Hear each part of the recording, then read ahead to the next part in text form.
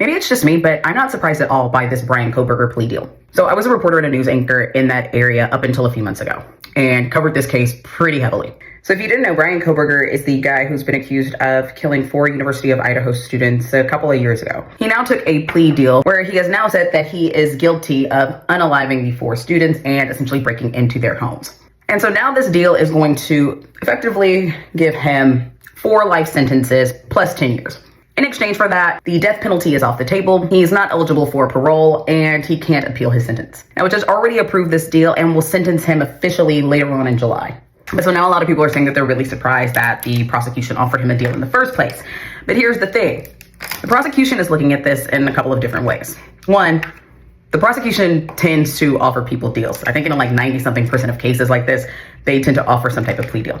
One, cases like this are incredibly expensive, and they were estimating that this case was going to take several weeks, if not months. So yeah, this is going to be incredibly costly to taxpayers in Idaho. 2, this case was going to be incredibly traumatic for the families. Now, I know the families were not given a heads up about this deal, and they were pretty mad about that, rightfully so.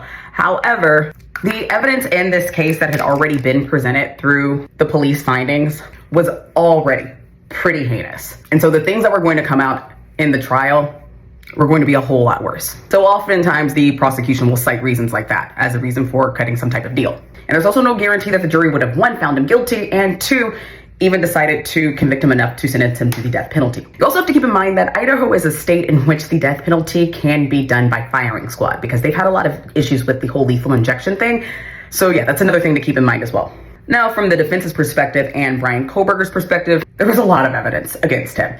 Now, there were a lot of holes in said evidence that was already presented. However, in the plea deal hearing, the prosecution presented a lot more of the evidence, like how they believe Bryan Kohberger entered the home and the order in which they believe that Bryan Kohberger unalived everyone. And of course, during this hearing, Bryan Kohberger verbally admitted to all of the charges. So from his perspective and the defense's perspective, maybe they really were scared of the possibility of the death penalty, because public sentiment was definitely not on his side. Because if you're not aware, they actually had already had to move the trial. The trial wasn't originally supposed to be there in Boise. It was actually supposed to be in Latah County, where the actual crime had happened.